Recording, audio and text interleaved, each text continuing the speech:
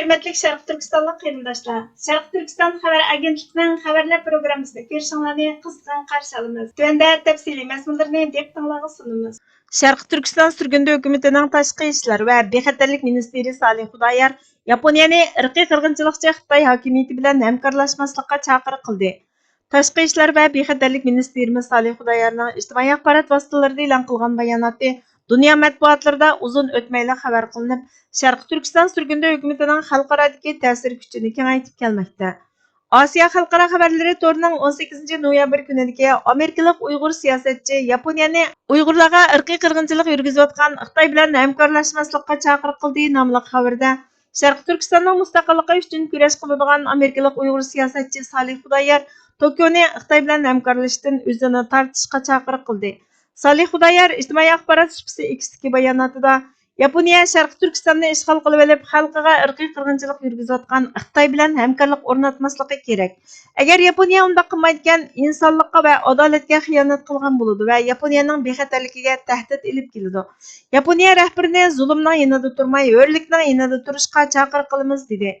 Salihning bu bayonoti Yaponiya Bosh ministerlik ishxonasining ijtimoiy axborot şubasi X'dagi Xitoy davlat rahbari Xi Jinping bilan ko'rishib, strategik o'zaro manfaat yetkazish munosabatini keng ko'lamda tashviq qilib, Xi Jinping bilan muqim munosabat o'rnatishni bekitdi. Ikki davlat o'rtasidagi hamkorlikni kuchaytirishda saqlanayotgan masalalarni hal qilib, munosabatni kuchaytiramiz degan bayonlarga qarata e'lon qilindi.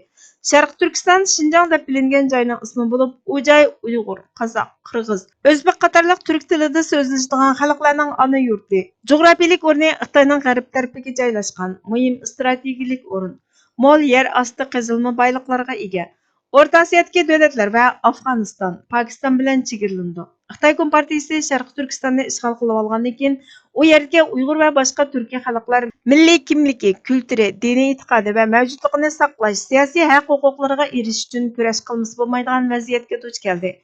Uyg'urlar bu rayonda yashaydi va uzundan buyon mustaqilligini qo'lga keltirish orzusi uchun kurash qiladi. Yaqinqi bir necha 10 yildan buyon Uyg'urlar kulturini, dinini saqlab qolish, o'z taqdirini o'zi belgilashni talab qilish uchun Xitoyga qarshi turib keldi. 2004 yılı 9 ayının 14 günü Xitoyning bostirishlarga qarata Amerikaning Washingtonda Şərq Türkistan sürgündü hökuməti quruldu. Bu hökumət Uyğur xalqining manfaatiga vakillik qiladi. Şərq Türkistanning mustaqilligini qo'lga keltirishni maqsad qiladi deyildi. Şərq Türkistan sürgündü hökumətinin Tashqi ishlar və bexatarlik ministri Salih Xudayar əfəndi Xitoy mətbuatlarındakı Şərq Türkistanda yurgizayotgan Uyğurlarni qul qilishga o'xshash Xitoyning irqiy qirg'inchiligi ishg'oliyatini rad qilgan bayonlarga vaqtida raddiya berib, dunyo jamoatini reallikdan xabardor qilishga izchil e'tibor berib kelmoqda. Xitoyning Amerikadagi elchixonasi 30 noyabr kuni ijtimoiy axborot şubasi X'da Jungoning Şinjandagi paxtasi dunyo miqyosidagi eng sifatli paxtalarning biri deb atalgan. Uning talonlari yumshoq, ipak lentiga o'xshaydi. Uni ishlatmagan shirkatlar ziyon tortadi. Şinjandagi paxta ishlab chiqarish yuqori mashinalashgan bo'lib, sanoatda majburiy emgak yo'q degan. Şərq Türkistan sürgündü hökumətinin Tashqi ishlar bexatarlik ministri Salih Xudayar əfəndi bununla vaqtida Uyg'urlarning qul qilinganligi tasvirlangan sinlar bilan inkos qaytirib, yolg'onni to'xtat. Xitoy tashviqotlari har qancha urunsimi hech qaysisi ishg'ol qilingan Şərq Türkistan, ya'ni atalmish Şinjandagi qulluqda yig'ilgan paxta to'g'risidagi haqiqatni yushira olmaydi. Bu sinlardagi Uyg'urlar mashina yoki fidoyi ishchi emas. Ular sening zamonaviy qul qilishingning qurbonlari, majburiy emgakka silinayotgan ishchilar. Hatta Uyg'ur balalarımı çoğunlarga o'xshash paxta yig'ishga majbur bo'lib, balalik davridagi huzurdan mahrum. Bu ekspluatatsiya va qulluq. Ishg'olchi Xitoy hokimiyatining davomlashtirayotgan Uyg'ur irqiy qirg'inchiligi, majburiy emgakka silish va keng ko'lamda qo'lga olish dunyo uchun bir haqorat. Ishg'ol qilingan Şərq Türkistandagi qul ishchisi orqali yig'ilgan paxtani ishlatmaslik shirkatlar uchun ziyon deydigan yirginishlik tashabbusiga ishonganlarga deydiganim qulluq va irqiy qirg'inchilikni rad qilish ziyon emas. Bu axloq majburiyati. Uyg'urlarning majburiy emgakidan foydalangan har qanday shirkat insoniyatga qarshi elib berilgan bu jinoyatlarga sherik dedi. Markaziy Osiyo vaqti xabar to'rining 4 dekabr kunidagi xabarda atalmish Şinjan Uyg'ur avtonom rayonining tajovuzchi katibalar va tajovuzchining yalaqchiligini qiladigan xoin Uyg'ur katbaşlarının 11 ayning 26 kuni Qozog'istonning Jetsu rayonidagi kasbdoshlar bilan ko'rishib, atalmish Şinjanni Yevropa bilan tutashtiradigan Xitoy temir yo'l tez poyezdining muhim markazi bo'lgan Qo'rg'os portiga yaqin joyda yangi chegara halqagan moslashtirish mexanizmi ostida tunji qatim suhbat elib borganligini, suhbatda chegara halqagan sayohat, ul asliya, bozor tangshish, karantin qilish tadbirlari va jinoyatning oldini olish qatorliq masalalar muzokara qilinganligi, oxirida chegara halqagan sayohat to'g'risida eslatma imzolanganligi, atalmish Şinjanning g'arb davlatlarining jazosiga qarshi turish va bir balvoq bir yo'l tashabbusidagi rolini kuchaytirishning bir qismi sifatida Pokiston va O'rta Osiyo bilan bo'lgan aloqani cho'nqurlashtirganligi, atalmish Şinjan raisi Erkin Tuniyazning savdo sayohat, bexatarlik, dehqonchilik qatorliq sohalarda Jetsu bilan bo'lgan aloqani kuchaytirishning muhimligini ta'kidlaganligini, Shanxay ijtimoiy fanlar akademiyasining O'rta Osiyo mutaxassisi Lili Fanning atalmish Şinjanni bir balvoq bir yo'l qurilishi uchun ko'rik beshi deb tasvirlaganligi, bu rayonning mo'l tabiiy boyliqlari va uning mashina yasashni o'z ichiga olgan asosli kasblarning asosi bo'lishdek roliga ega ekanligi, G'arbning ikkinchi darajalik jazolari, jug'rofiylik siyosiy jiddiylik va Rossiyaning Ukrainada ilib berayotgan urushi, atrofdagi aniqsizliklar, Amerika bilan Xitoyning munosabatidagi jiddiylik, Donald Trumpning rahbarligidagi Amerikaning Xitoyga qarata kutilmagan ahvollarning yuz berishining mumkinligini aytganligi bayon qilingan. Qo'rg'os atalmish Şinjanga qo'shni davlatlarning aholilari viza olmay turib savdo va mal sotib oladigan tunji chegara halqagan hamkorlik markazining mulozimatini qiladigan joyga aylangan bo'lib, bu markazda kuniga 8000 yuan, ya'ni $1104 bojsiz mal sotib olg'ili bo'ladi ekan. 2023-yili atalmish Şinjan bilan O'rta Osiyo davlatlarining savdosi 50% oshib 283 milliard yuan, ya'ni $39 milliard yetgan. Tashqi ishlar va bexatarlik ministerimiz Salih Xudoyor apandi ijtimoiy axborot vositalarida bu xoinlikqa zarba berib, xalqaro jamiyat moslashtirilgan jazo va savdo cheklamasi orqali Rossiyaning tajovuzchiligini to'xtatganga o'xshash Xitoyning Sharq Turkistondagi mustamlikachilik, majburiy emgak silish, irqiy qirg'inchilik yurgizish va ishg'ol qilmishini oxirlashtirish uchun muvofiq tadbir, keskin harakat qo'llanishi kerak. Amerika davlat bexatarligi, Amerika savdo vakili, Amerika tashqi ishlar ministrligi va ittifoqdoshlari Uyg'ur majburiy emgakining oldini olish qonuni bo'yicha jazoni kengaytirib, Xitoyning vahshiyligiga chetishliq shirkatlarga qo'shimcha jazo yurgizib, Xitoyning xalqaro pul muomalasi sistemasi va savdosiga kirishini cheklaydi. Faqat ahamiyatli harakat orqali Beijingni qilmishlaridan javobgarlikka tortqili, asosli kishilik huquqni qo'g'dug'ili, Xitoyning Sharq Turkistondagi vahshiyligini oxirlashtirg'ili bo'ladi dedi. Shvetsiya Uyg'ur komiteti 24-noyabr kuni 2022-yili 24-noyabr Urumchi o't ofatida hayotidan ayrilganlarni xotirladi.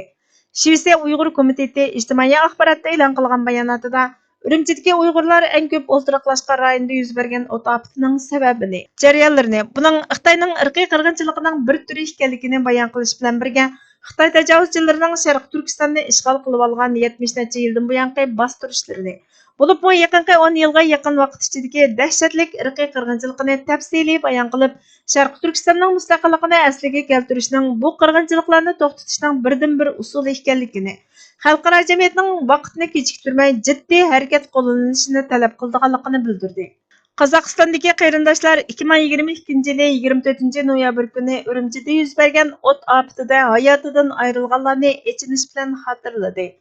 Sharq Turkiston surgundi hukumatining oila, ayollar, yoshlar bexatarlik ministri Gulmaryam To'xtaxonova xonimning boshchiligida Qozog'istondagi ba'zi Sharq Turkistonlik qarindoshlar 24-noyabr kuni bir yerga jam bo'lib, tajovuzchi Xitoyning irqiy qirg'inchilik vahshiyligini ijro qilishdagi bir vosita bo'lgan Nolkovich siyosatining kasofatidan o'yga qamalib, o't ofatida hayotidan ayrilgan Uyg'urlarni xotirladi va tajovuzchi Xitoyning Sharq Turkistonga bo'lgan ishg'oliyati, mustamlikasi, shundaqla irqiy qirg'inchilikqa bo'lgan nafratini, Sharq Turkistonning mustaqilligini asliga keltirishga bo'lgan ishonchisini ifodaladi.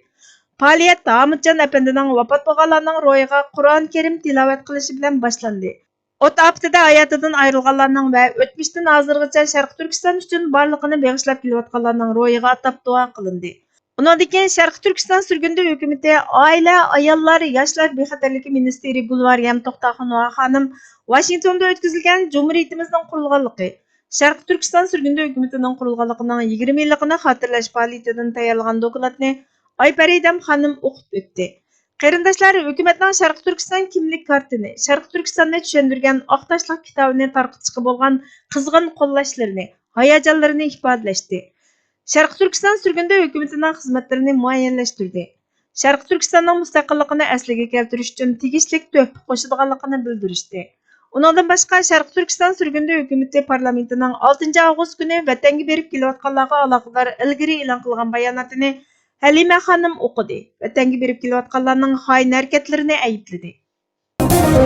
Abadiy kurash va tiz bitmas jihad ro'yi. Mustamlikchilarning ma'naviyatimizga bosib kiralgan kuni bizni mag'lub qilishda ustunlik egallagan kunidir. Ikkilanish muvaffaqiyat yo'liga silingan eng cho'ng to'saqdir. Unutma, irodangni sundira olmagan har qanday zarba seni kuch-quvvatga to'ldiradi. G'ururliq bo'l. Qanday vaziyatga tushib qolishingdan qat'iy nazar, aslo bo'yin egma. Chunki ikkinchi rat qayta bosh ko'tarish fursatining kelishi notayin. Men o'zimning bu hayotda hurlik haqqining borligiga, vatanimda hur yashash haqqimning borligiga ishonaman. Mendagi bu ishonch dunyodagi barliq qurol-yarog'ning kuchidan qatma-qat ustundir. İnsanlar o'g'irlik, bulangchiliklarga qarshi kurashga otilinishi mumkin. Lekin bu kurashlar ko'zlangan ish hosil bo'lishi bilan to'xtaydi. Biroq vatan uchun ilib berilgan urushlar undaq emas.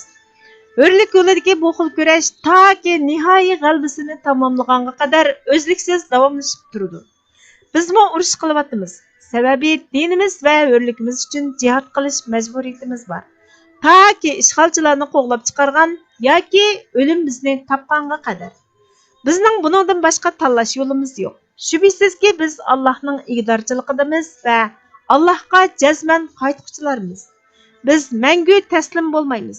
Ya g'olib kelamiz yoki bu yo'lda o'limiz. Shahidlar piri, mujohidlar atamani, cho'l arsloni kabi sifatlarga sazovar mashhur islom qahramoni Umar Muxtor so'zlaridan uzunda. Tayyorlovchi Burhan Muhammad. Bizga vaqt ayirganingiz uchun ko'pdan-ko'p rahmat. Kelar qatimqi programmamizda ko'rishguncha Allohga omonat bo'lgaysizlar.